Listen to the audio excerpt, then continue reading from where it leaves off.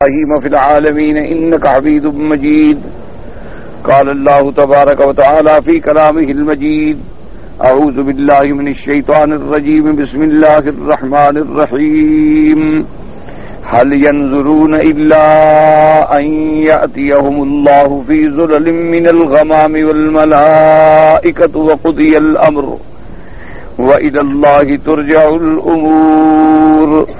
قال المؤلف والمفسر رحمه الله تعالى: يقول تعالى مهددا للكافرين بمحمد صلوات الله وسلامه عليه: هل ينظرون إلا أن يأتيهم الله في ظلل من الغمام والملائكة وقضي الأمر، يعني يوم القيامة، لفصل القضاء بين الأولين والآخرين، ويجزي كل عامل بعمله، إن خيرا فخير وإن شرا فشر. ولهذا قال تعالى: وقضي الأمر وإلى الله ترجع الأمور. كما قال الله تعالى: كلا إذا دكت الأرض دكا دكا وجاء ربك والملك صفا صفا وجيء يومئذ بجهنم يومئذ يتذكر الإنسان وأنى له الذكرى. وقال: هل ينظرون إلا أن تأتيهم الملائكة أو يأتي ربك أو يأتي بعض آيات ربك الآية. اللہ تبارک و تعالی نے کلام مقدس کی ان آیات مبارکہ میں کافروں کے لیے تحدید کے طور پہ فرمایا کہ بھئی جب ہم نے اپنا پیغمبر بھیج دیا، قرآن نازل فرما دیا، پیغمبر علیہ الصلاۃ والسلام کو معجزات عطا فرما دیے، پھر پیغمبر علیہ السلام جس دین کی دعوت دے رہے ہیں اس کی صرف دعویٰ نہیں بلکہ دلائل واضح ہیں جو تھوڑے سے غور کرنے سے بھی ہر آدمی کو سمجھ آ سکتے ہیں. تو ان تمام دلائل کے بعد، ان تمام آیات بینات کے بعد، ان تمام معجزات کے بعد، اللہ کے آخری نبی کے تشریف لانے کے بعد بھی تم ایمان نہیں لے آتے ہو، تو پھر کس دن کا انتظار کر رہے ہو کہ خدا آئے؟ اور جب وہ وقت آئے گا تو پھر وہ تو قیامت کا دن ہو. تو اس لیے یعنی یہ تحدید ہے کافروں کے لیے اور مشرکین کے لیے کہ بھئی اتنے کھلے دلائل کے بعد، اتنی واضح دلائل کے بعد کہ جو سورج سے بھی زیادہ روشن ہے کہ اللہ کے نبی تمہیں کیا دعوت دیتے ہیں؟ توحید کی.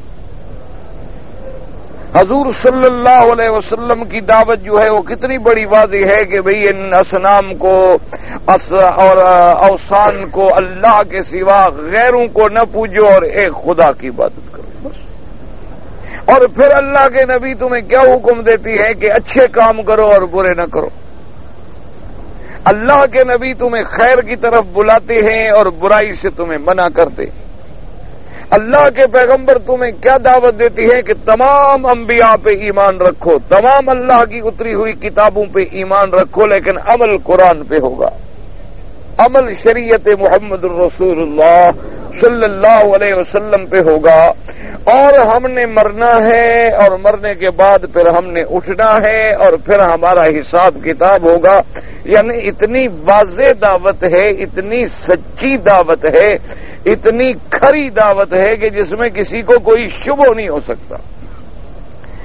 باقی مسئلہ یہ تھا کہ کیا آپ واقعی اللہ کے نبی ہیں؟ تو اللہ نے آپ کو معجزے دیے، آسمان پہ چاند 2 ٹکڑے ہو گیا. اگر تمہیں طاقت ہے تو تم کر کے دکھا دو، نہیں کر سکتے ہو تو مان لو کہ یہ اللہ کا سچا نبی ہے. اللہ تبارک و تعالیٰ نے حضور پر قرآن بھیجا، حضور نے دعویٰ کیا کہ یہ اللہ کا کلام ہے. تم اگر نہیں مانتے ہو تو قرآن کا مقابلہ کرو. تم بھی تو عربی ہو، تمہارے پاس بھی تو فصیح بلیغ لوگ ہیں، شعراء ہیں، ادبا ہیں. تم بھی اللہ کے قرآن کے مقابلے پہ کوئی ایک آیت بنا کے لے آؤ، نہیں لا سکے. سچا ثابت ہو گیا نبی کے قرآن اللہ کا ہے. تو جب یہ بات واضح ہو گئی تو ایمان لے آؤ. ان تمام دلائل کے بعد اگر تم نہیں ایمان لاتے ہو تو کیا اس انتظار میں ہو کہ جس دن اللہ تبارک و تعالی بادلوں میں اور ملائکہ کے اللہ تبارک و تعالی جماعتوں میں اور آپ تشریف لائیں گے اور فیصلہ فرمائیں گے، اس دن ایمان لاؤ گے؟ اور وہ دن تو پھر قیامت کا دن ہوگا، اس دن تو ایمان لانے کا فائدہ ہی کوئی نہیں، اس دن تو تسلیم کر لینے کا فائدہ ہی کوئی نہیں۔ باقی ایک بات یاد رکھیں کہ قرآن میں کئی مقامات پر یہ بات ہے کہ هل ينظرون الا ان تأتيهم الملائکہ ان تأتيهم اللہ فی ظلل من الغمام والملائکہ، کیا اس بات کی تم انتظار کر رہے ہو کہ تشریف لائیں اللہ تبارک و تعالی فی ظلل من الغمام، بادلوں کے سائبانوں میں؟ اچھا، اسی طرح قرآن فرماتا ہے دوسرے مقام پر اللہ نے فرمایا وَجَاءَ رَبُّكَ وَالْمَلَكُ صَفًّا صَفًّا، اور آیا تیرے رب اور ملائکہ کھڑے ہوں گے صف در صف، صف بستہ۔ اسی طرح اللہ تبارک و تعالیٰ نے ایک تیسری آیت میں بھی ارشاد فرمایا هَلْ يَنظُرُونَ إِلَّا أَن تَأْتِيَهُمُ الْمَلَائِكَةُ أَوْ يَأْتِيَ رَبُّكَ أَوْ يَأْتِيَ بَعْضُ آيَاتِ رَبِّكَ۔ تو ایک بات یاد رکھیں کہ جہاں جہاں قرآن میں یہ ہے کہ اللہ تشریف لائیں گے، اللہ تشریف لاتے ہیں، اللہ تبارک و تعالی قیامت کے دن میدان محشر میں تشریف لائیں گے، اللہ تبارک و تعالی خود عدل فرمائیں گے، خود فیصلہ فرمائیں گے، حق اور باطل کے ماننے والوں کو نکھاریں گے، مومنین کو جنت کا حکم عطا فرمائیں گے اور کافروں کو جہنم کی سزا دیں گے۔ تو بھئی اللہ تشریف کیسے لاتے ہیں، کیسے اترتے ہیں، اس کیسے میں، کیوں میں، کیفیت میں، تشبیہات میں کبھی نہیں پڑھنا چاہیے۔ ایک موٹی بات یاد رکھ، کیونکہ ایک موٹا اصول یاد رکھ لیں کہ اللہ کی ذات واحد ہے، احد ہے، صمد ہے، لم یلد ہے ولم یولد ہے، اور اس کی صفت ہے کہ لیس کمثلہ شیء، اس کی ذات کی کوئی مثل نہیں، وہ بے مثل بے مثال۔ تو جب اس کی ذات کی کوئی تشبیہ ہم نہیں دے سکتے تو اس کی صفات پر بھی ہمارا ایمان ہونا چاہیے کہ اللہ کی تمام صفات برحق ہیں، اور ہم ان صفات کا نہ انکار کریں گے اور نہ ہم ان صفات میں کوئی تشبیہ یا تمثیل پیدا کریں گے، اور نہ ان صفات میں ہم اپنی طرف سے کچھ بڑھائیں گے نہ اپنی طرف سے کچھ گھٹائیں گے۔ تو پھر ہمارا عقیدہ کیا ہوگا کہ نؤمن باللہ باسمائہ وذاتہ وصفاتہ ما اثبتہ اللہ فی کتابہ او علی لسان رسولہ من غیر تمثیل ولا تعطیل ولا تشبیہ ولا تکییف او کما قال الاسلاف رحمہم اللہ تعالی کہ یا اللہ ہمارا تیری ذات پر بھی ایمان، یا اللہ ہمارا تیرے ناموں پر بھی ایمان، یا اللہ ہمارا تیری صفات میں بھی ایمان، لیکن ہمارا ساتھ یہ بھی ایمان ہے کہ تو بے مثل ہے، بے مثال ہے، ہر تمثیل و تشبیہ سے تیری ذات پاک اور بلند ہے۔ یہ اپنے عقیدے کو صاف رکھیں، کیونکہ بہت سارے لوگ جو ہیں اللہ معاف فرمائے اسی ضمن میں آ کے ٹھوکریں کھاتے ہوئے پٹڑی سے اتر گئے۔ بعض لوگوں نے تو بالکل اللہ کی صفتوں کا انکار کر دیا، انہوں نے کہا ہم تو اللہ کی صفتیں مانتے ہی نہیں۔ انہوں نے کہا جناب ہم کیسے صفتیں مان لیں کہ اللہ بھی سننے والا، بندہ بھی سننے والا، اللہ بھی دیکھنے والا، بندہ بھی دیکھنے والا، تو یہ تو پھر توحید نہ رہی۔ تو انہوں نے صفات کا ہی انکار کر دیا، انہوں نے کہا کہ یہ کیسے ہو سکتا ہے کہ اللہ بھی سمیع ہو اور بندہ بھی سمیع ہو، اللہ بھی بصیر ہو اور بندہ بھی بصیر ہو، اللہ بھی حی ہو اور بندہ بھی حی ہو، یہ کیسے ہو سکتا ہے؟ لہذا نعوذ باللہ انکار کر دیا صفات، وہ بھی گمراہ ہو گئے۔ اچھا، بعض لوگوں نے صفات کو تو مانا، انہوں نے کہا صفات تو ٹھیک ہیں لیکن تعویل کی، اس میں تعویلات کی۔ کیا مانا؟ انہوں نے کہا کہ مثلا جیسے آیا کہ اللہ عرش پہ ہے، تو نے کہا کہ نہیں جی نہیں بالکل ایسی بات نہیں ہے. اس کا مطلب یہ ہوتا ہے کہ اللہ کی حکومت ہے, اللہ کی سلطنت ہے, اللہ کی قدرت ہے. یہ نہیں ہے کہ وہ اس کی ذات عرش پہ ہے, یہ بات نہیں ہے. بلکہ یہ تو ایسی ہے جیسے ہم کہہ دیں کہ جی بادشاہ اپنی کرسی پہ ہے. ضروری تو نہیں کہ کرسی پہ بیٹھا ہو, کمرے میں سو بھی تو سکتا ہے. مانا یہ ہوتا ہے کہ اس کی حکومت ہے, اس کا جلوہ ہے, اس کی قدرت ہے, اس کا قبضہ ہے. انہوں نے یہ تعویلات کر دی, اور قرآن میں 17 آیتیں ہیں جن سے یہ ثابت ہوتا ہے کہ اللہ عرش پہ ہے. اور ہر جگہ تعویل کرنے کی بلا وجہ جب صحابہ نے نہیں کی, حضور پاک نے نہیں کی, تو لہذا وہ بھی اللہ رحمت فرمائے پٹڑی سے ہٹے. اچھا, بعض لوگوں نے جناب یہ کیا, انہوں نے کہا کہ بالکل اللہ کی صفتیں برحق ہیں, لیکن اللہ تبارک و تعالی اپنی ذات مبارک سے جب چاہتے ہیں نا جی تو اپنے محبوب بندوں کے اندر آ جاتے ہیں, حلول کر لیتے ہیں. حلول کا معنی ہوتا ہے کسی چیز میں داخل ہو جائے. اچھا بھئی وہ کیسے؟ انہوں نے کہا آپ دیکھو نا کہ جیسے حضور پاک ہیں صلی اللہ علیہ وسلم, تو حضور پاک جب تشریف لائے مکے میں پیدا ہوئے, عبداللہ کے گھر میں, آمنہ بی بی کے گھر میں, عبد المطلب کے گھر میں, کرشی قریش کے قبیلے میں, بنو ہاشم کے خاندان میں. لیکن نے کہا یہ ساری باتیں بالکل حق ہیں, لیکن حضور کا مقام اتنا اتنا اتنا اونچا ہو گیا نا جی کہ جب معراج پہ گئے نا حضور اور عرش پہ پہنچے تو بس آپس میں جب ملے تو بس وہ ایک ہو گئے, اور جب نیچے اترے تو مصطفیٰ تھے اور عرش پہ پہنچے تو خدا تھے.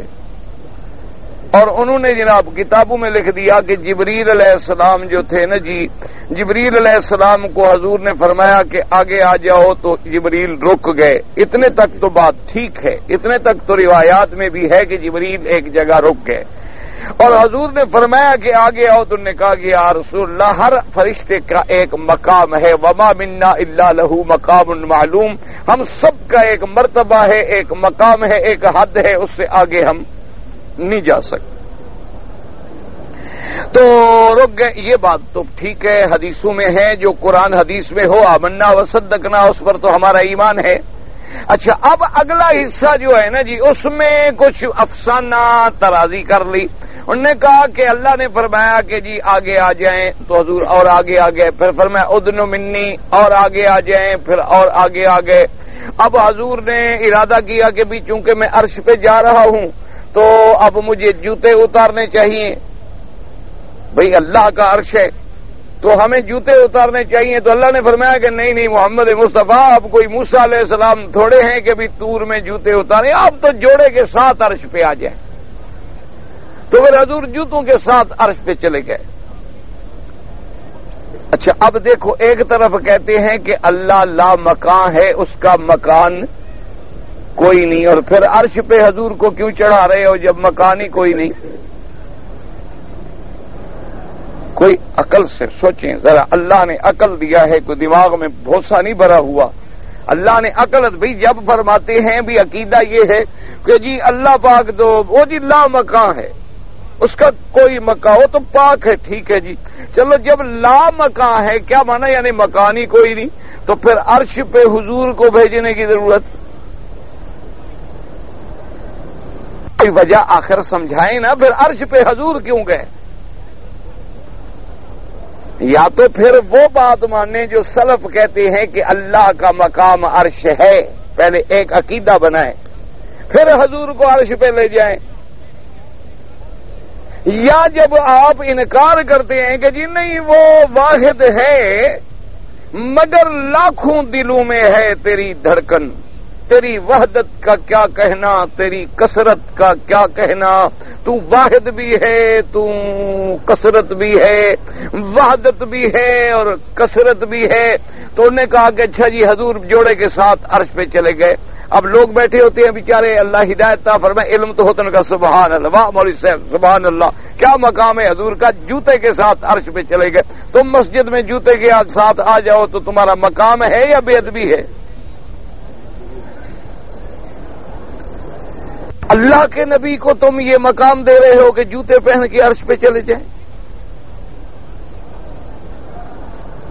اچھا اب جناب چلے گئے تو اللہ نے فرمایا کہ ادنو منی، اور قریب ہو جا، اور قریب ہو جا. حضور اور قریب ہو گئے. اللہ نے فرمایا نہیں اور قریب ہو جا. اچھا پھر کہتے ہیں قرآن کہتے ہیں ثم دنا فتدلا فکان قاب قوسین او ادنا، کہ حضور جو تھے نا یہ قاب قوسین اس سے بھی زیادہ قریب ہو گئے، مل گئے. جب مل گئے نا جی تو ملے جب تو بس وہ تو خود پھر آپ تھے.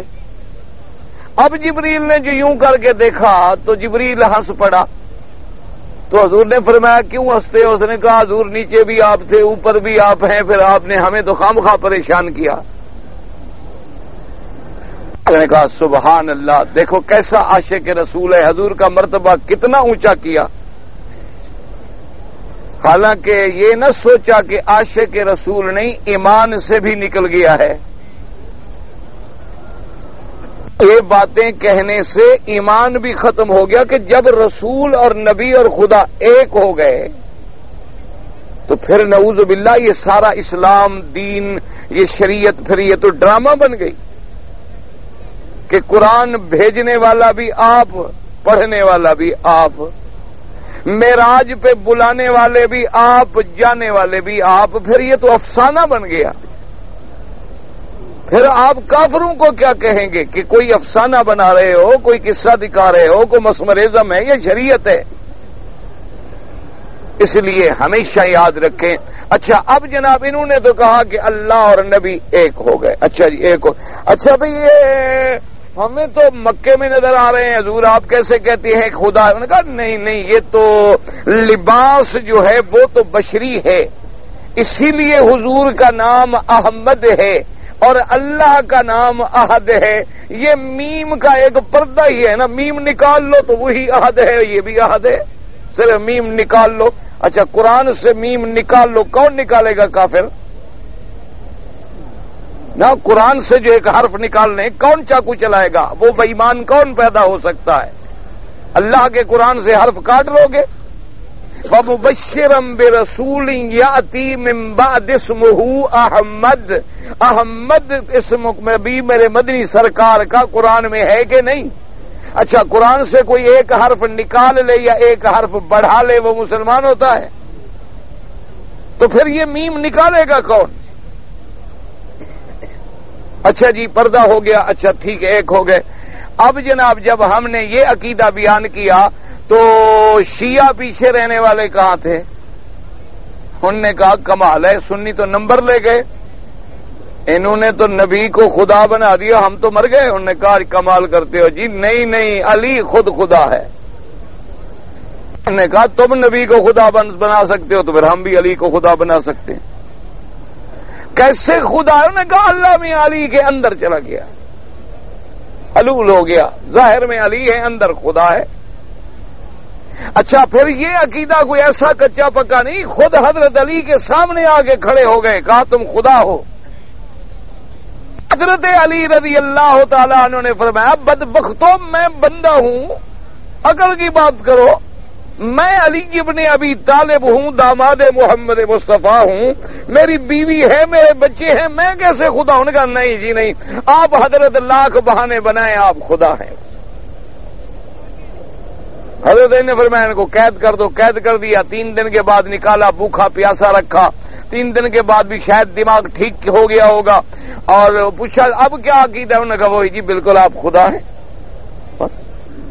حضرت نے فرمایا حکم دیا ان کو زندہ آگ میں ڈال دو. آگ جلوائی گئی. حضرت نے فرمایا اب شاید ڈر جائیں، بدبخت توبہ کر لیں تو جلنے سے بچ جائیں. انہوں نے کہا اب کیا عقیدہ ہے؟ انہوں نے کہا جی پہلے تو تھوڑا بہت شک تھا، اب تو بالکل یقین ہو گیا آپ خدا ہیں. انہوں نے کہا وہ کیسے؟ انہوں نے کہا جہنم کا عذاب خدا ہی دیتا ہے نا، آپ جو ہمیں آگ میں ڈال رہے ہیں تو خدا ہے نا. صاحب یہ ہیں عقیدے. اچھا جب انہوں نے حضرت علی کو خدا بنا لیا تو پھر ہمارے سنیوں کو پھر جوش آ گیا. سنی ہوتے ہیں نا سن، کبھی بیدار ہو گئے، کبھی جاگ گئے، کبھی سو گئے، یہ پھر جاگ گئے. انہوں نے کہا کمال ہے. اچھا علی میں خود؟ انہوں نے کہا نہیں جی، ظاہر وچ ہے پیر فریدن، باطن وچ ہے اللہ. ظاہر میں ہمارا پیر فرید ہے، اندر تو خود خدا ہے. انہوں نے کہا خود پیر خدا ہے. انہوں نے کہا یہ تنبور جب بجاتے ہیں نا ہم اس میں بھی خدا بول رہا ہے. ہاں انہوں نے کہا یہ جو تنبور کی آواز آتی ہے نا قرآن ویچ تنبور کی دو سے تنبورے واہ واہ لذت بھی کھائی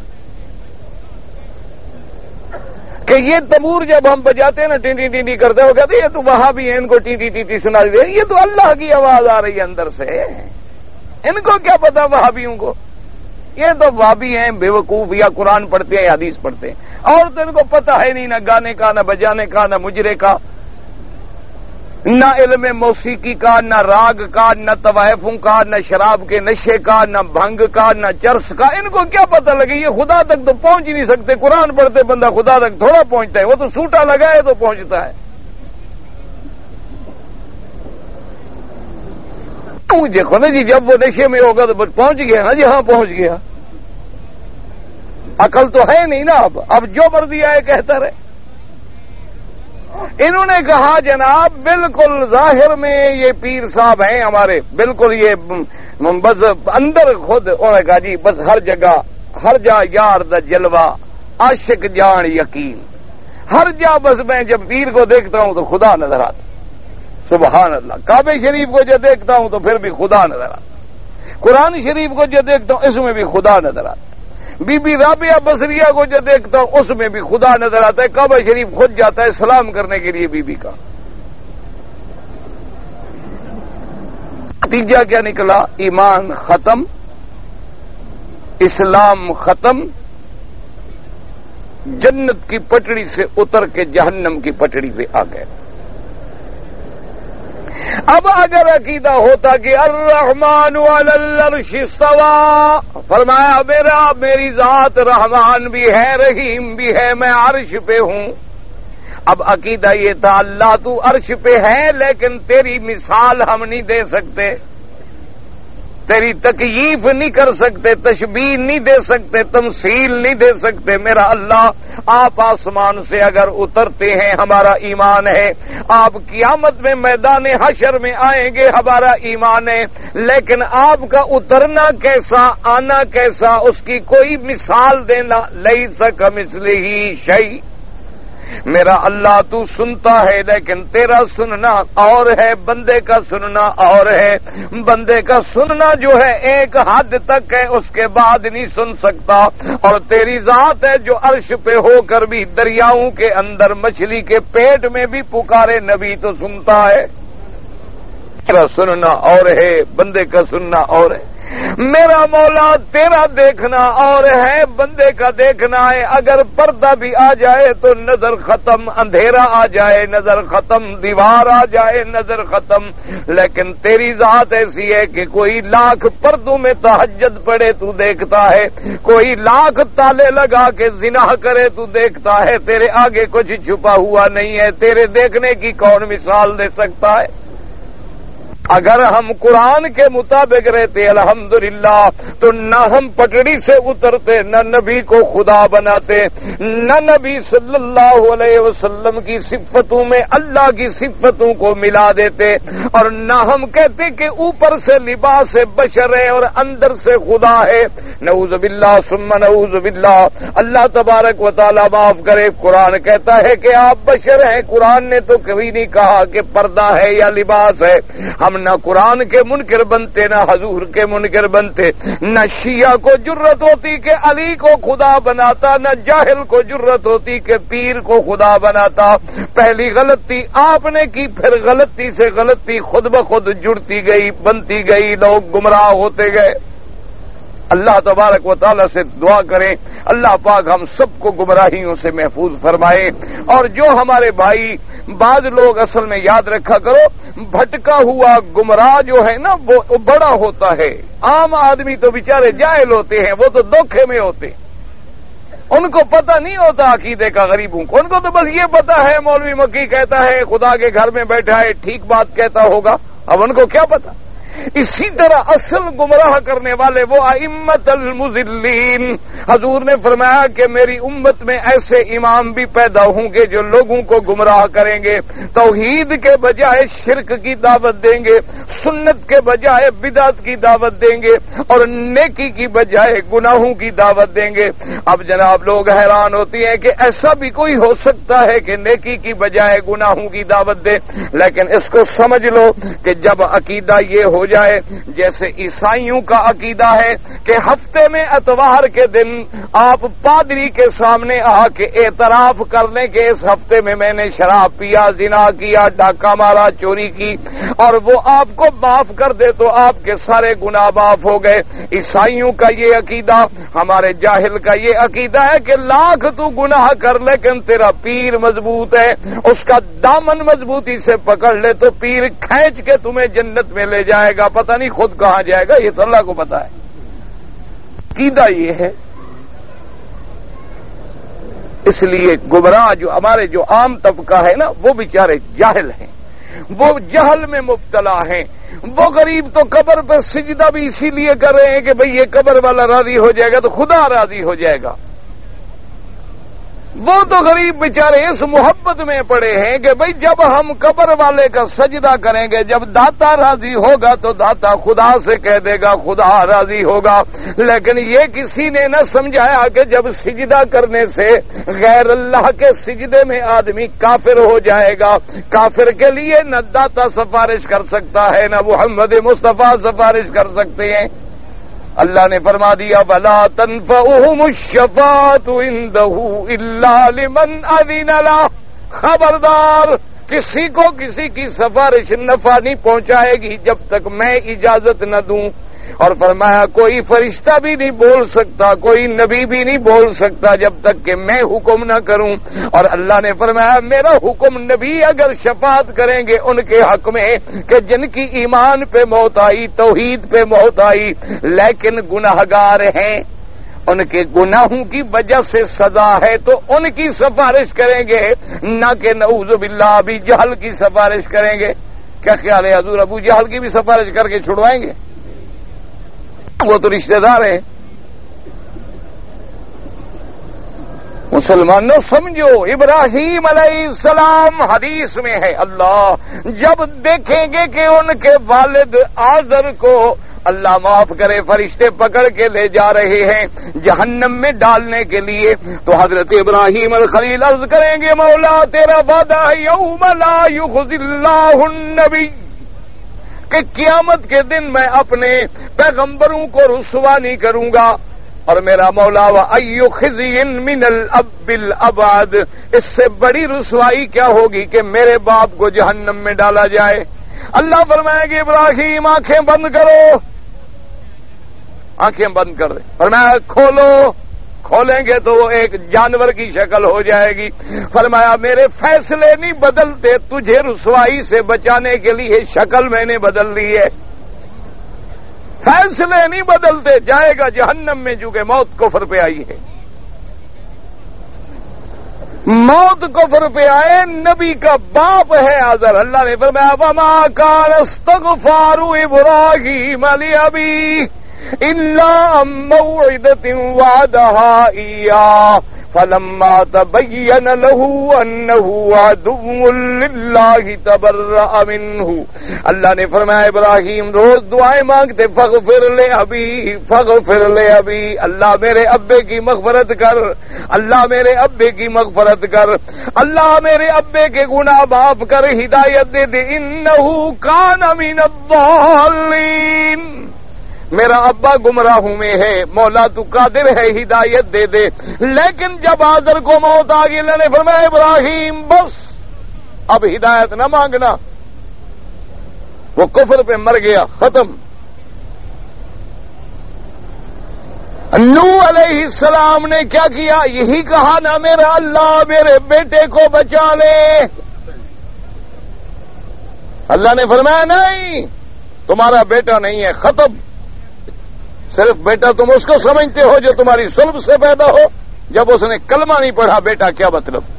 انہو لیس من اہلک انہو عمل غیر صالح فلا تسألن ما ليس لك به علم انی اعوذک ان تکون من الجاہلین.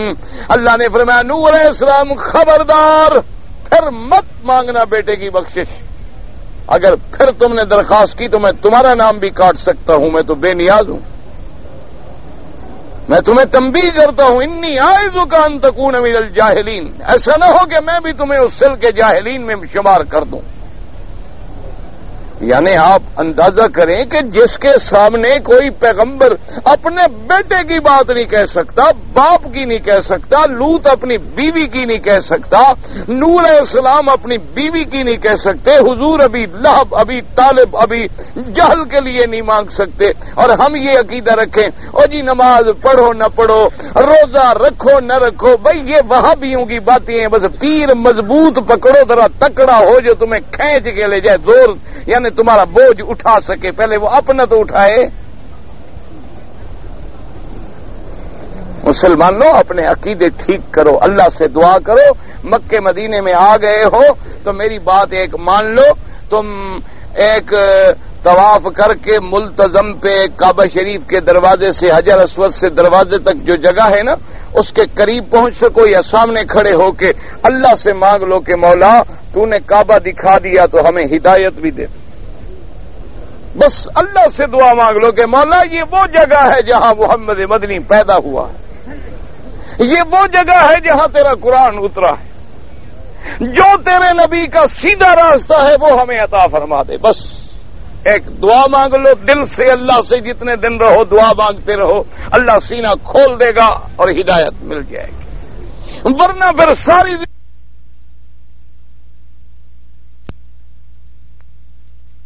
دیکھو جی داڑھی منڈا ہے ٹھیک ہے، کوئی ایسا مسجد جاہل ہے، نماز شماز تو نہیں پڑھتا، لیکن دیکھو جی آخر حسن حسین حضور کے پیاروں کی بات تو کرتا ہے. ہاں بات ٹھیک ہے، وہ بھی ٹھیک کہتا ہے. وہ ہمارے ہاں ایک سیشن جج تھے، مدعی جو رونے شروع ہو جاتا نا جی وہ کہتا ہے میں جناب مظلوم مدعی میری مدد کرے کہ آپ ٹھیک کہتے ہیں. اب مدعا لے رونا شروع کر دیتا ہے، وہ کہتا ہے جناب یہ مدعی تو جھوٹا ہے، اس کی تو عادت ہے مقدمے کرنے کی، میں تو غریب مظلوم مار. اچھا تم بھی ٹھیک کہتے ہو. اور پھر وہ کلرک یاد دلواتا کہ جناب مدعی بھی ٹھیک کہتا ہے، مدعے بھی ٹھیک کہتے ہیں، ہم نے فیصلہ بھی تو کرنا ہے. تو ہاں تم بھی ٹھیک کہتے ہو، اس کو پیشی دے دو. تو یہ تو نہ ہو کہ جو بھی کہے ٹھیک کہتا ہے، کہ اگر قرآن سنانے والوں کے پاس بیٹھ جاؤ تو کہو سبحان اللہ یہ بھی ٹھیک کہتے ہیں، ادھر قوالوں میں بیٹھ جاؤ اور وہ قوالی گائیں تو کہو یہ بھی ٹھیک کہتے ہیں. مجرے کا کبھی موقع ملے کوئی طوائف گانا گا رہی ہو کسی بزرگ کی کافی تو کہو یہ بھی ماشاءاللہ ٹھیک کہتی ہے، سبحان اللہ ماشاءاللہ سبحان اللہ جی. خواجہ فرید دا کلام تا ہے نا جی، چلو کیا ہے آکھڑ والی کنجری ہے نا، کلام تا خواجہ ہے نا صحیح. دیکھو جی ایسا کلام کو دیکھ رہے ہیں نا جی، دیکھو جناب کہنے والی طوائف ہے نا، کلام تو شاہ عبد اللطیف کا ہے نا، بٹائی رحمت اللہ علیہ کا. او حضرت کلام تو اللہ والے کا ہے نا، چاہے ہونٹ گندے ہیں. ہم تو کلام والے کو دیکھ رہے ہیں نا، اس کے اندر اسی کو ہم ڈھونڈ رہے ہیں. گا یہ رہی ہے اندر میں پیر کا چہرہ دیکھ رہا ہوں. وہ کہتے ہیں یہی عشق مجازی تو ہے، اسی عشق سے تو آدمی خدا کے عشق پہ پہنچتا ہے. صرف عشق ہے، بس پٹڑی بدلنے کی دیر ہے. لڑکی سے لڑکے سے عشق کر لو، جب پکے عاشق بن جاؤ گے نا پیر کے پاس جو جاؤ گے تو بس وہ ایسے یوں جو کرے گا تو بس خدا کے عاشق بن جاؤ. اب یہ پتہ نہیں کون سی شریعت ہے، یہ نسخہ قرآن میں لکھا ہوا ہے، پتہ نہیں بخاری شریف میں ہے، پتہ نہیں حضور کی خدمت میں جو آتا تھا حضور پہلے اس کو ہدایت کرتے تھے جا کے کسی مکے کے لڑکے سے عشق کرو، جب عشق میں پکے بن جاؤ پھر میرے پاس آنا تو میں یوں پھیر دوں گا تمہیں. اور قرآن نے تو فیصلہ کر دیا وَلَا تَنكِحُوا الْمُشْرِكَاتِ حَتَّى يُؤْمِنْ.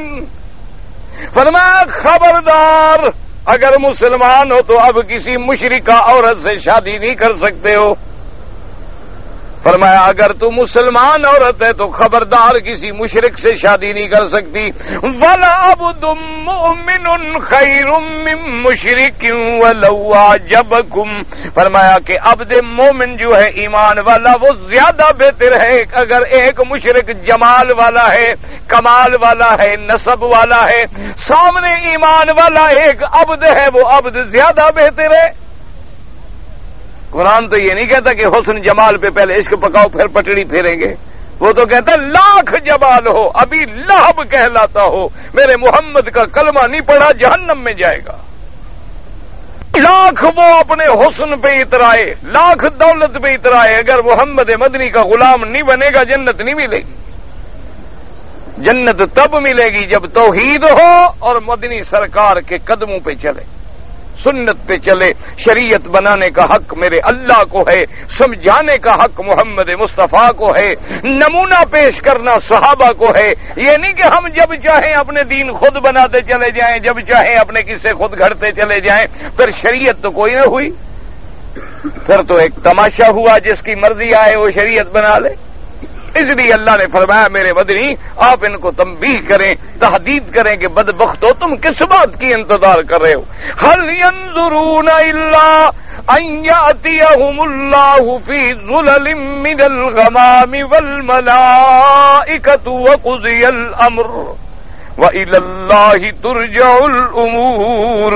اللہ نے فرمایا تحدید ہے کافروں کے لیے میرے مدنی آپ ان سے فرما دیں کہ کس بات کا انتظار کر رہے ہو. اس قیامت کے دن کا انتظار کر رہے ہو.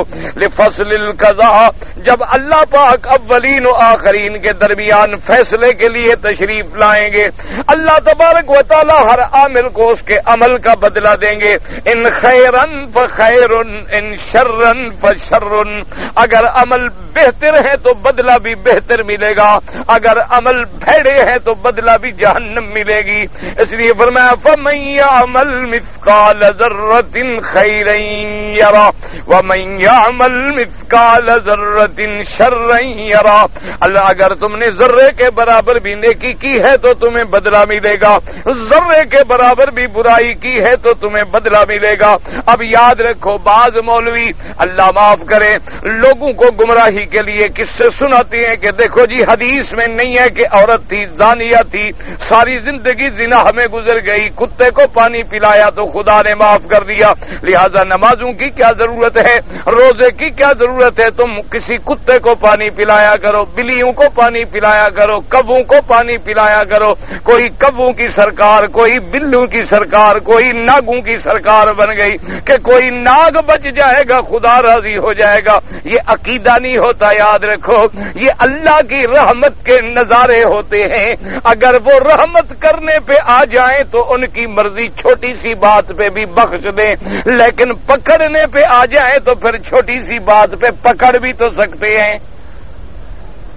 وہ تو قدرت کا ایک اختیار ہے. اللہ نے کہیں جب چاہے نظارہ دکھا دیں کہ میری مرضی میں نے معاف کر دیا میں نے بدل دیا میں مالک ہوں میں خالق ہوں میں مقلب القلوب ہوں اور میں چاہوں تو 100 سال شرک میں مبتلا عمرے پہ آ گیا سجدہ کر لیا اور رو پڑا کہ مولا ساری زندگی میں نے قبروں پہ سجدے کیا آج میں توبہ کرتا ہوں فرمایا میں راضی ہوں بخشنے کے لیے. تو اس کا مقام رحمت ہے وہاں یہ نہیں بنایا جاتا جیسے حدیثوں میں آ جاتا ہے کہ صحابہ نے پوچھا حضور اگر آپ نے فرمایا من قال لا الہ الا اللہ دخل الجنہ فرمایا جو کلمے پڑھنے والا ہے وہ جنت میں داخل ہوگا. صحابی نے کہا حضور زنا کرے چوری کرے پھر بھی آپ نے فرمایا ہاں پھر بھی. تو اب اس کا مطلب کیا ہے کہ تم زنا کرو چوری کرو. اس لیے ہمارے ہاں تو جی عجیب باتیں ہیں. ایک فرقہ ہے وہ پتہ ہے اس کو کیا کہتے ہیں اس کو کہتے ہیں فرقہ ملامتیہ. ملامتیہ جانتے ہو ملامتیہ کیا مانا ہے؟ وہ کہتے ہیں جی وہ بھائی فلانا بزرگ گناہ کر رہا ہے. نہیں وہ اس لیے گناہ کرتے ہیں کہ لوگ ملامت کریں. وہ گناہ اس لیے کرتے ہیں کہ لوگ ملامت کریں. گناہوں سے ہوتا ان کو کچھ نہیں وہ تو پہنچے ہوئے ہیں نا. وہ تو اس لیے کرتے ہیں کہ لوگ سمجھیں کہ بھئی یہ گناہ گار ہے گندا ہے. وہ لوگوں میں اپنے آپ کو بدنام کرنے کے لیے گناہ کرتے ہیں. یہ بھی ایک فرقہ ہے یعنی یہ بھی شریعت ہے کہ اپنے آپ کو بدنام کرنے کے لیے زنا کرو لوگ مجھے زانی کہیں اچھا نہ کہیں. انا للہ و انا الیہ راجعون. اللہ قرآن کہتا ہے لا تقربوا الزنا زنا کے قریب نہ جاؤ. یہ کہتا ہے اس لیے کر رہا ہوں کہ لوگ ملامت کریں لوگ مجھے اچھا نہ سمجھیں. اللہ پاک سے دعا کرو بس اللہ ہمارے حال پہ رحم کرے. اب ہمارے ہاں تو حالت یہ ہو گئی ہے کہ کھانا بھی مکس ہے خالص کھانا ملتا ہے بھلا؟ آٹے میں بھوسا ہے ماشاءاللہ. دوائی لے لو نا جی. تو ایک ڈاکٹر نے مجھے کہا کہ ایک مریض کو میں ٹیٹراسائکلین کے کیپسول دیتا رہا. 5 دن میں نے اس کو کھلائے، پہلے 250 ملی گرام، پھر 500 ملی گرام، لیکن بخار جہاں تھا وہیں. اب وہ کہنے لگا میرا دماغ خراب ہو گیا، ابھی اتنی سخت اینٹی بائیوٹک میں دے رہا ہوں 500 ملی گرام کا، اور بخار اترنے میں نہیں آ رہا. اللہ معاف کرے اس بیچارے کو کوئی خطرناک بیماری ہے. تو میں نے کہا اچھا یار تم ایسا کرو، وہ ذرا کیپسول نکالو. کیپسول نکالے، کھولا تو اندر چنے کا آٹا بھرا ہوا ہے. تو فائدہ کیا ہو؟ ہمارے ہاں دوائی مکس، گھی خالص ہے بلا، گھی مکس، دودھ مکس. اس لیے اب عقیدہ بھی مکس، ایمان بھی مکس، عمل بھی مکس. نہ اب ہمارا کھانا خالص ہے نہ عقیدہ خالص. ہر چیز کو ہم نے مکس کر دیا. اور سب سے اچھا آدمی اس کو کہ سمجھتے ہیں کہ جو آدمی وہ بھائی بابا جھگڑا وگڑا مت کیا کرو، کوئی موحد آ جائے اس کا بھی احترام کرو، کو ٹھیک ہے اللہ کی توحید بیان کرتا ہے، اور کوئی شرک بیان کرنے والا آ جائے چھوڑ یار وہ جانے خدا جانے، تم عزت کرو بس.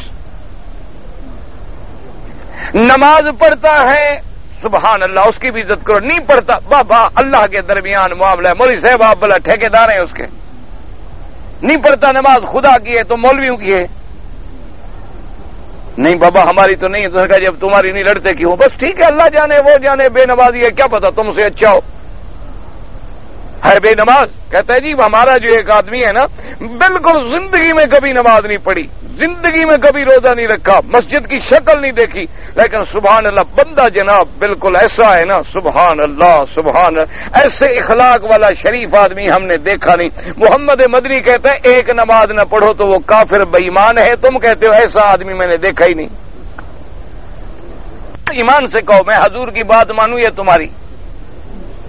حضور فرماتے ہیں جو ایک نماز نہ پڑھے وہ کافر ہے.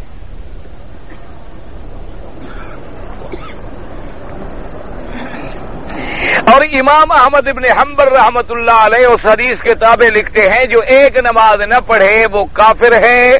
اگر بیوی نہ پڑھے میاں پڑھے یا میاں نہ پڑھے بیوی پڑھے تو ایک کافر ہو گیا. تو نکاح مسلمان عورت کا اور کافر مرد کا باقی نہیں رہ سکتا. وہ فرماتے ہیں نکاح ختم ہو گیا. اور فرماتے ہیں اسی بے نمازی کی حالت میں مر جائے تو جنازہ نہ پڑھو، جنازہ مسلمان کا ہوتا ہے کافر کا نہیں ہوتا. وہ فرماتے ہیں بے نمازی کی حالت میں مر جائے تو مسلمانوں کے قبرستان میں دفن بھی نہ کرو. اور تم کہتے ہو جی نماز تو نہیں پڑھتا حضرت. مولوی صاحب میں مانتا ہوں آپ کی بات، بالکل نماز نہیں پڑھتا، لیکن آدمی حضرت بڑا شریف ہے، بہت شریف، بڑا اخلاق ہے، بڑا میزبان ہے، بڑا فیاض ہے. اور ہمارے مولویوں کا تو آج یہ حال ہو گیا نا، جو آدمی کوئی سرمایہ دار آپ کے مدرسے میں 1 لاکھ روپیہ بھیج رہے نا، وہ چاہے ساری رات زنا کرے، شراب پیے، گانے سنے، برائیاں کرے، کہتے ہیں جی ماشاءاللہ سخی آدمی. جی سخی اللہ کو بڑا پیارا ہے. ہاں کیوں مدرسے میں جو 1 لاکھ روپیہ آ رہا ہے. اور جو آدمی بڑی پارٹی مولوی کو پیسے نہ دے، زکات نہ دے، چندہ نہ دے کر یہ کہتے ہیں جناب یہ سود خور بے ایمان، یہ بڑا بے ایمان ہے حضرت، سود خور ہے، حرام کھاتا ہے، کبھی زکات ہی نہیں نکال. اور پھر جناب اگر پیسے میں نے اللہ معاف کرے میں یورپ میں گیا، کئی لوگوں نے مجھے بتلایا کہ بعض مولوی جو ایک بات یاد رکھا کرو، جو صحیح معنی میں مولوی عالم ہے میں ان کے پاؤں کے جوتے کو اپنا سر کا تاج سمجھتا ہوں. جو صحیح معنوں میں اللہ کے ولی ہیں، پیر ہیں، مرشد ہیں، میں ان کے پاؤں کی مٹی کا بھی احترام کرتا ہوں. یہ جن مولوی پیروں کی میں بات کرتا ہوں نا جو میری طرح ہیں کاروباری، میرے جیسے مولوی، میرے اپنے ہم جیسے، ان کی بات میں کرتا ہوں. انہوں نے کہا جناب یورپ میں آتے ہیں، مسلمان ہیں ویسے، شراب کی دکان ہے اس کی، کاروبار شراب بیچنے کا، اس سے بھی چندہ لے آتے ہیں. ایمان سے کہو جب وہ پیسہ طالب کے پیٹ میں جائے گا تو طالب کل تمہیں دین سنائے گا. ایک آدمی نے مجھ سے مسئلہ پوچھا، اس نے کہا کہ میں نے آج سے 20 سال پہلے کوئی 25-30 لاکھ روپے بینک میں رکھے تھے، تو اس کا اب جو ہے 20-25 لاکھ سود بن گیا ہے. اتنا عرصہ جو پڑے رہے تو اس نے کہا کہ میں نے آپ کا درس سنا، آپ کی تقریر سنی اللہ کے حرم میں، اور میرے دماغ میں یہ بات بیٹھ گئی کہ واقعی سود حرام ہے، تو آپ مجھے بتائیں کہ میں اس 20-25 لاکھ پیسوں کا کیا کروں؟ اچھا، میں اس وقت تقریر کر کے اترا تھا، میں تھکا ہوا تھا، میں نے کہا یار تم یہیں رہتے ہو؟ اس نے کہا، میں نے کہا کل آ کے آرام سے مجھے مل لینا بیٹھ کے، ابھی میرے دماغ کام نہیں کر رہا۔ انسان ہے 1.5 گھنٹے جو بول کے تھکا ہوا ہے، اس کو جو آپ ملے، بعض لوگ جو ہیں بڑے ناراض ہوتے ہیں، مجھے وہاں سے جا کے خط لکھتے ہیں کہ تم بڑے متکبر ہو گئے ہو، تقریر کے بعد میں ہاتھ دیا، تم نے ایسا ہاتھ دے کے چلے گئے۔ او بھائی، آدمی کو اپنا ہوش نہیں ہوتا، متکبر کیا ہے؟ انہیں ملنا ہے تو آرام سے۔ اچھا، بعض اوقات یہ ہوتا ہے کہ میں کوئی ٹوٹا پھوٹا وظیفہ پڑھ رہا ہوں تو آج السلام علیکم۔ او بھائی، دیکھ رہے ہو ایک آدمی بیٹھا ہے، علیحدہ بیٹھا ہے، پڑھ رہا ہے، خدا کے لیے معاف کر دو، 2 منٹ بیٹھ جاؤ، اس کو پڑھنے دو، جب فارغ ہو جائے تو ملو۔ اب جب وہ ملے تو میں کیا کروں؟ میں بھی وعلیکم السلام کہتے ہیں، دیکھو جی الٹے ہاتھ سے ہاتھ دیتا ہے، آج کل پیسے آ گئے نا، مکہ شریف کے ریال ہیں، مولوی صاحب کا دماغ خراب کیوں نہ ہو؟ ہاں جناب، کہتے ہیں کیسے خراب نہ ہو، 500 کی اینک پہنتے ہیں، ہزاروں کی گھڑیاں ہاتھ میں باندھتے ہیں، ہم غریبوں کو یوں الٹا ہاتھ دیتے۔ انا للہ و انا الیہ راجعون۔ دعا کرو اللہ ہمیں بھی ہدایت دے، دعا کرو اللہ انہیں بھی ہدایت، اللہ ہمیں بھی ہدایت، اللہ انہیں بھی، اگر ہم میں غلطی ہے اللہ ہمیں صحیح کرے، ان میں غلطی ہے تو اللہ ان کو صحیح کرے۔ وہ تو آپ سے پوچھ کے تو میں نہیں کروں گا انشاءاللہ، میں آپ کا ملازم نہیں، جو اللہ بات کہلائیں گے وہ ہوگی، جو نہیں چاہیں گے رہ جائے گی۔ یہ بات ہے، اپنی اپنی رائے ہے۔ تو بہرحال کہنے کا مقصد یہ تھا کہ وہ جناب، میں نے اس کو کہا کہ کل آپ مجھے ملیں۔ رات میں مجھے کوئی 10 مولوی آ گئے میرے پاس، السلام علیکم جناب، وہ میں نے کہا یار 1 بج گیا، جلسہ ابھی ختم، مجھے سونے دو، صبح نماز۔ اور جی وہ جو مسئلہ پوچھنے آیا تھا نا پیسوں کا، اس کو کہیں مجھے دے دے۔ تو میں نے کہا بے وقوف ہو، میں پاگل ہوں، میں یہ کیوں نہ کہہ دوں کہ مجھ کو دے دے؟ اگر حرام کھانا ہے، اگر سور کھانا ہی ہے تو پھر تمہیں کیوں کھلاؤں؟ نہیں، یہاں وہ فقہا نے لکھا ہے وہ حمام بنانے ہوں، لیٹرین بنانے ہوں تو اس پہ پیسے لگ سکتے ہیں، اور ہماری مسجد میں بڑی سخت ضرورت ہے لیٹرین کی، حمام کی۔ میں نے کہا جی میں اپنا حمام ٹھیک کروا لوں گا، ضروری میں نے آپ کا ٹھیک کرانا ہے؟ کوئی عقل کی بات کرو، جب میں اپنے لیے نہیں کہہ رہا بدبختو، تمہارے لیے کیوں کہوں میں آخر؟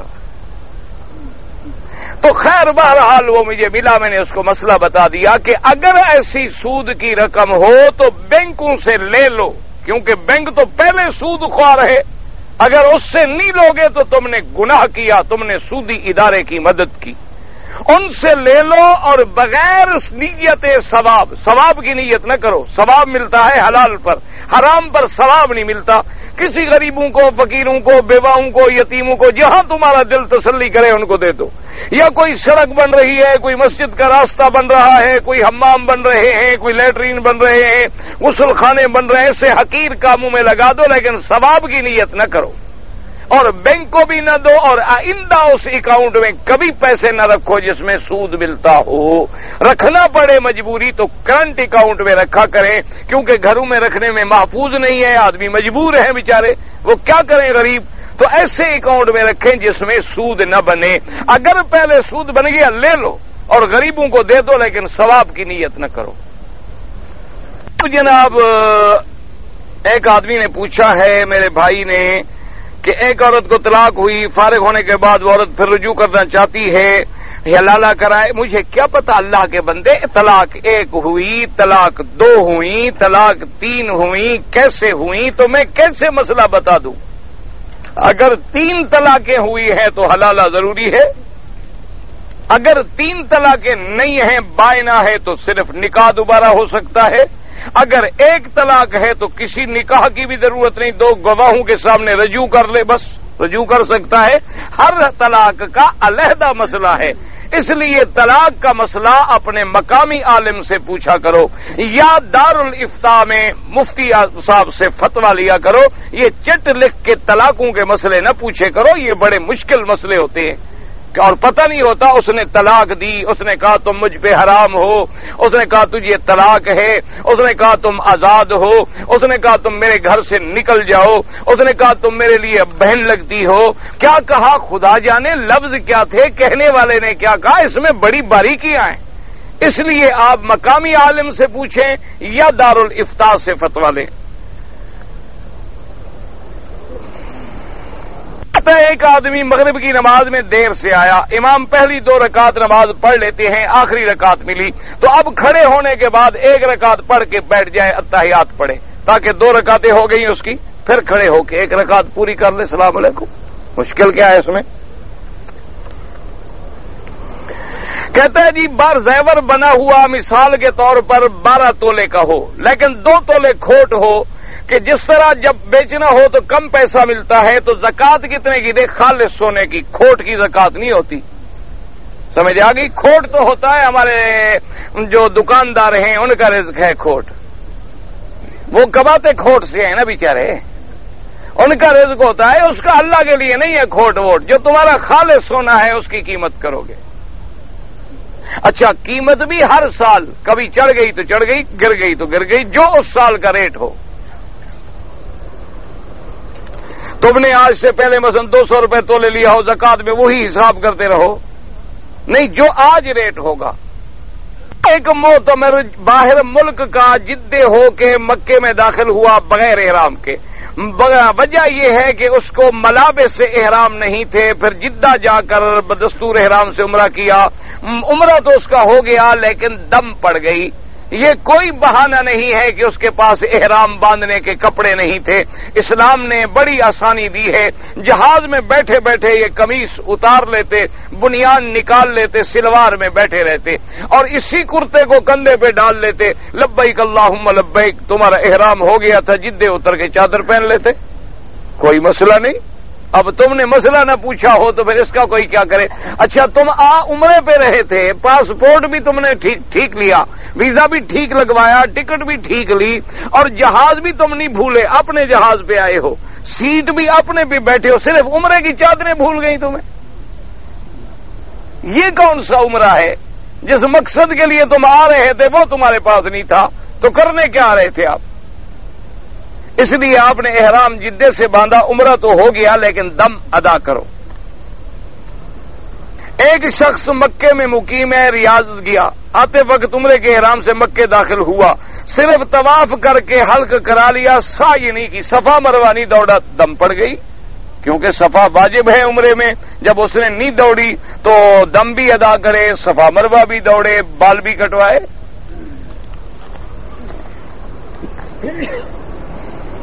ایک آدمی آپ کے درس میں بیٹھتا ہے اور آپ نے اکثر اوقات اللہ کے حرم میں بھی گزارتا ہے لیکن اپنے بیوی بچوں کے حقوق ادا نہیں کرتا، وہ اللہ کے نزدیک گناہگار ہے۔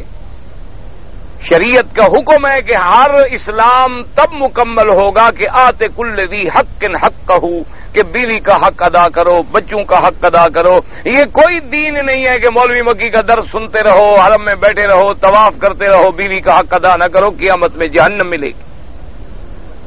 بیوی کا حق ہے ادا کرو، بچوں کا حق ہے ادا کرو، بھائی کا حق ہے۔ میرے مدنی پاک نے دیکھو کتنی بات فرمائی، فرمایا والی نفس کا علیہ کا حق، تیرے بدن کا بھی حق ہے، یہ نہیں کہ تو ساری رات جاگتا رہے، آرام ہی نہ کرے۔ فرمایا تیرے آنکھوں کا تجھ پہ حق ہے، یہ نہیں کہ سارا دن ساری رات قرآن شریف پڑھتے رہو اور آنکھیں دکھ جائیں۔ فرمایا نہ، فرمایا تیرے مہمان کا بھی تجھ پہ حق ہے، تیرے ہمسائے کا بھی تجھ پہ حق ہے، تیرے دوست کا بھی تجھ پہ حق ہے، بھلے اہل کا علیہ کا حق، تیری بیوی کا بھی تجھ پہ حق ہے۔ آپ نے نہیں دیکھا کہ میرے پاک نبی روزانہ عصر کے بعد ہر بیوی کے گھر میں تشریف لے جاتے، 2 منٹ 5 منٹ بیٹھتے، خیریت پوچھتے، آج کوئی تکلیف تو نہیں ہے، کوئی ضرورت تو نہیں ہے، کسی کے گھر میں پانی کا گھونٹ پی لیتے، کہیں شربت مبارک نوش فرما لیتے اور رات اس بیوی کے گھر میں گزارتے جس بیوی کا نمبر اور باری ہوتی تھی۔ تو جب اللہ کا نبی اپنے حق ادا کرتا ہے تو آپ اور ہم کون ہیں؟ یہ کوئی نیکی نہیں کہ تم صوفی بن جاؤ اور تم کعبہ شریف کے طواف، جیسے ہمارے بہت سارے صوفی آئے ہوئے نا، بھئی کتنے عرصہ حضرت مجھے تو 10 سال ہو گئے خدا کے دروازے پہ پڑا ہوں، بیوی ہے؟ ہاں جی بیوی بھی ہے، وہ کہاں ہے؟ وہ جی اپنے ملک میں، ماشاءاللہ۔ میں نے کہا اس کا گزارا کیسے ہوتا ہے؟ تم تو یہاں پڑے ہو کعبے شریف میں، نا جی بس دعا کرو جی اللہ حفاظت کرے گا. ہاں ٹھیک. ایسے صوفی جو ہے نا جی، یہ کوئی صوفی چھپی نہیں، شریعت کے مخالف ہیں، پیسوں کے لیے پڑے ہوئے ہیں، پیسے نہ ملے مجالے رہے مکے میں. تجربہ کر لو چلو، پیسے نہ دو ان کو، شام کو رات کو ایئر کنڈیشن نہ ملے، فریج کا پانی نہ ملے، پولینڈ کے انڈے ہالینڈ کے کپڑے نہ ملے، دیکھو کتنا عرصہ رہتے ہیں. کہتے ہیں جی آج کل سختی بہت ہوگی. چلو جی چلو چھوڑو، تم کعبے کے لیے پڑے ہو تو پھر سختی کا کیا مانا؟ صاف بات ہے کہ ہم آرام کے لیے پڑے ہیں، دولت کے لیے پڑے ہیں، پیسوں کے لیے پڑے ہیں، اللہ رسول کے لیے نہیں. وہ لاکھوں میں ایک ہوگا. ایک آدمی کسی سواری یا کوئی چیز مہیا کرتا ہے، وہ کمیشن وصول کرتا ہے. بھائی یہ بات جو ہے نا، اصل بات یہ ہے کہ مثلا ایک ملازم ہے، ہوٹل پہ کام کرتا ہے، اس نے آپ سے بات کر لی کہ سواری لے آیا کرو، میں کمیشن آپ کو دوں گا. یہ حرام، کیونکہ اس کا ہوٹل ملک ہی نہیں، وہ مالک ہی نہیں. ہاں اگر وہ مالک تمہیں کہتا ہے کہ بھئی تم کوشش کر کے میرے لیے محنت کیا کرو اور میں بھی تمہیں معاوضہ دیا کروں گا تو کوئی بات نہیں، ٹھیک ہے. تم بھی محنت کرو گے، ساری ساری رات جاگو گے نماز کے لیے، چاہے تم نہ جاگو، لیکن حاجی پکڑنے کے لیے تو سڑکوں پہ ساری رات گزر جاتی ہے. حاجی صاحب مکان، حاجی صاحب مکان، کبھی کہا حاجی صاحب نماز؟ نہ ایمان سے کہو، ناراض نہ ہوں، سارے ناراض ہوتے ہیں جی مولوی مکی بڑی سخت باتیں کرتا ہے. چلو بھائی سخت کریں، نرم کریں، خدا تو جانتا ہے نا کہ ہمارے دل میں کیا ہے. نہ ایمان سے کہو، کئی دفعہ مجھے بھی پکڑ لیتی ہے، میں پاکستانی کپڑے میں ایسا مکان چاہیے، میں نے کہا میں تو یار خود یہ کام کرتا ہوں. اچھا وہ ایک دو دفعہ میں جاؤں نا تو باہر ہماری اپنی بیٹیاں، اپنی بہنیں، عورتیں کھڑی ہوتی ہیں، وہ دیکھتی ہیں نا سفید کپڑے، حاجی صاحب 1 ریال دے دو. میں نے کہا بے وقوف کس سے مانگ رہی ہو؟ مولوی اور خیریت کرے، عقل کرو، قیامت قائم ہو جائے گی. میں خود یہ کام کرتا ہوں، بے وقوف تو مجھ سے مانگنے آ گئی ہو. چوروں کو مور پڑ گئے. وہ بیچارے پھر حیران ہوتے، کہتے پتہ نہیں یہ کیسا آدمی ہے. اگر بات جو ہے وہ ہے تو سچی. علیکم بسنتی، آپ کسی کو مطابق کیا وزیر کام نے کیا، علیکم بسنتی و سنت الخلفاء الراشدین. حضور نے فرمایا کہ میری سنت اور میرے خلفاء کی سنت کو پکڑنا. جب حضور نے خلیفہ مقرر ہی نہیں کیا تو یہ کیوں فرمایا؟ واہ بھائی واہ، دیکھو حدیث کو اس نے ٹھیک سمجھا ہے. سبحان اللہ، واہ بھائی واہ، مولوی صاحب کمال کر دیا. اسی لیے ہم کہتے ہیں حدیث استاد سے پڑھا کرو، خود نہ بن جایا کرو محدث. اسی لیے ہم کہتے ہیں کسی امام کے دروازے پہ جاؤ، ورنہ ٹھوکریں کھاتے رہو گے. اللہ کے بندے، حضور نے خلیفہ مقرر نہیں کیا، یہ تو فرمایا کہ میرے بعد خلفاء ہوں گے، جو بھی خلیفہ میرے بعد ہوگا اس کی سنت پہ چلو. یہ تو نہیں فرمایا، معین نہیں کیا کہ فلاں کو خلیفہ بناؤ، لیکن یہ تو فرمایا لا خلافت الا فی قریش. فرمایا الخلافت بعدی 30 سنۃ، خلافت میرے بعد 30 سال تک رہے گی. تو اس 30 سال میں جو خلیفے بنیں گے. اب تجربے نے کیا بتلایا کہ کون بنے؟ ابو بکر، عمر، عثمان، علی، حسن، حسین رضوان اللہ علیہم اجمعین. تو وہ خلیفے ہو گئے. یہ معنی تھوڑا ہے کہ حضور نے نہیں بنایا تو لہذا حکم کیوں دیا. اچھا حضور نے خود تو زکوٰۃ کبھی نہیں دی، پھر حکم کیوں دیا؟ یہ عجیب مسئلے ہیں، لوگوں کے بیچارے سمجھتے رہتے ہیں. کہتے ہیں جی کہ بی بی عائشہ فرماتی ہیں کہ حضور نے میرا جسم نہیں دیکھا، میں نے حضور کا جسم نہیں دیکھا. اور ایک حدیث میں ہے کہ بی بی فرماتی ہے ہم ایک ہی برتن سے اکٹھے غسل کرتے تھے تو پھر جسم تو سامنے ہوتا تھا. اگر عقل ہو تو حدیث سمجھ آئے.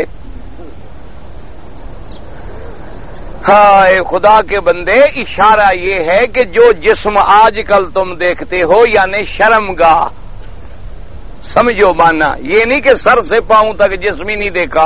اس نے کبھی حضور کو بوسہ ہی نہیں دیا، حضور نے بیوی کو بوسہ ہی نہیں دیا. عقل کرو، کنایا بولا جاتا ہے، یہ تو نہیں کہا جاتا کہ وہ لفظ بولے جاتے. فرمایا یہ ہے کہ جیسے آج کل تم لوگ نظریں گاڑتے ہو، بیوی کو ننگا کر دیتے ہو، مرد ننگے ہو جاتے ہیں حیوانوں کی طرح، اللہ معاف کرے کوئی چوس رہے ہیں، کوئی پیشاب پی رہے ہیں، کوئی دودھ پی رہے ہیں. یعنی حضور نے ایسا عمل نہیں کیا، ایک فرض تھا پورا کر دیتے تھے. نہ ہم نے حضور کا خاص جگہ بدن کی دیکھی، نہ حضور نے میری خاص جسم کی جگہ دیکھی. یہ مراد ہے. یہ مراد نہیں کہ سر سے پاؤں تک حضور کو دیکھا ہی نہیں، پھر تو بی بی صحابی کیسے بن گئی؟ عقل کی بات یہی، اسی لیے ہم روتے ہیں کہ حدیث علماء سے پڑھو، اسی لیے ہم ڈرتے ہیں. ہم یہ نہیں کہتے کہ تم حدیث پہ عمل نہ کرو، حدیث کو سمجھو تو عمل کرو، جب سمجھ ہی نہیں آئے گی تو عمل کیا کرو گے؟ اللہم صلی علی سیدنا محمد وعلی آل سیدنا محمد وبارک وسلم. یا الہ العالمین ہمارے گناہ معاف فرما. یا اللہ ہم تیرے ضعیف بندے ہیں، گناہ گار ہیں، خطا کار ہیں، لیکن تیرے نبی کی امت میں ہیں، تیرے دروازے پہ ہاتھ پھیلائے بیٹھے ہیں. ہمارے سب چھوٹے بڑے گناہ معاف فرما. یا اللہ عالم اسلام کی ہدایت کا فیصلہ فرما، عالم اسلام کی عزت کا فیصلہ فرما، عالم اسلام کے غلبے کا فیصلہ فرما. یا اللہ کشمیر میں مسلمانوں کی مدد فرما، شیشان میں مسلمانوں کی مدد فرما. یا اللہ یا ارحم الراحمین مسلمان صومال میں ہیں، برما میں ہیں، اراکان میں ہیں، بہار میں ہیں، بنگلہ دیش میں ہیں، ہندوستان میں ہیں، پاکستان میں ہیں، افغانستان میں ہیں، عرب عجم میں ہیں، ان کی جان مال آبرو عزت کی حفاظت کرنا. یا اللہ مسلمان ملکوں میں قرآن و سنت کا قانون نافذ کرنا. یا اللہ ہماری پریشانیاں بیماریاں ظاہری باطنی جسمانی سب دور فرما. یا اللہ بے دینوں کو دین عطا فرما، بے حیاؤں کو حیا عطا فرما، بے اولادوں کو اولاد عطا فرما، جن کی اولاد ہے ان کو صالح بنا، بے روزگاروں کو روزگار عطا فرما، قرض داروں کے قرض عطا فرما، تمام آنے والوں کی حاضری منظور فرما، زیارت منظور و مقبول فرما. یا اللہ ہمیں حق بات کہنے کی توفیق عطا فرما. یا اللہ ہمیں غلط کہنے سے محفوظ فرما. اللہم ربنا آتنا فی الدنیا حسنۃ وفی الآخرۃ حسنۃ وقنا عذاب النار. ربنا ظلمنا انفسنا ان لم تغفر لنا وترحمنا لنكونن من الخاسرين. اللهم اجعل لنا وللمسلمين من كل هم فرجا ومن كل ضيق مخرجا ومن كل بلاء عافيا. سبحان ربك رب العزة عما يصفون وسلام على المرسلين والحمد لله رب العالمين. آمين برحمتك يا ارحم الراحمين.